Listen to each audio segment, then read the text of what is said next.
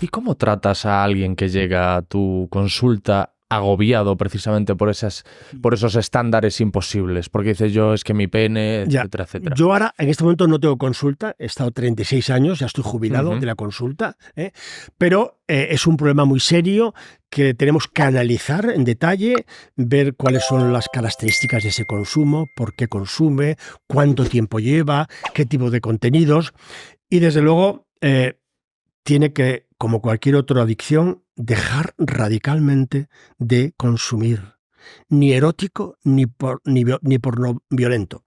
Porque las películas sexuales eróticas pueden tener sentido, como te he dicho antes, pero también pueden generar adicción.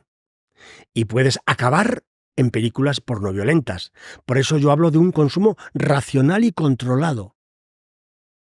No es igual tomarse una copita de vino en las comidas que tomarse 14 cubatas de tequila, ¿vale? No es igual.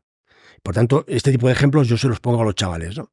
Entonces, lo que tenemos que conseguir es que él tome conciencia de que eso que está haciendo le perjudica gravemente a su salud, a su relación de pareja, la relación con los hijos, la relación con el trabajo, porque una persona que es adicta, todos conocemos seguramente casos de alcoholismo, de droga, trastorna la vida de la familia, la cercana y la extensa, amigos, se transforma todo, ¿no?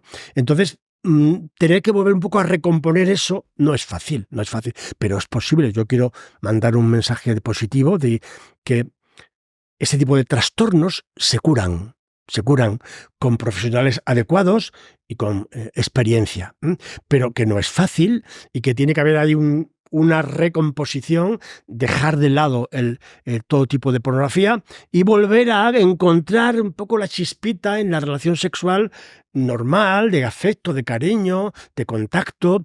No digo que sea fácil, ¿no? Pero es posible, es posible. Lo que no puede ser es seguir esa escalada.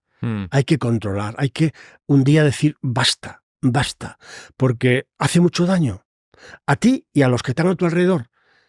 Una de las características de las adicciones es que genera dolor y sufrimiento a la familia. Y entonces también el adicto al porno, ¿no? Entonces tiene que tomar conciencia de que eso no es saludable para él y que por tanto tiene que parar.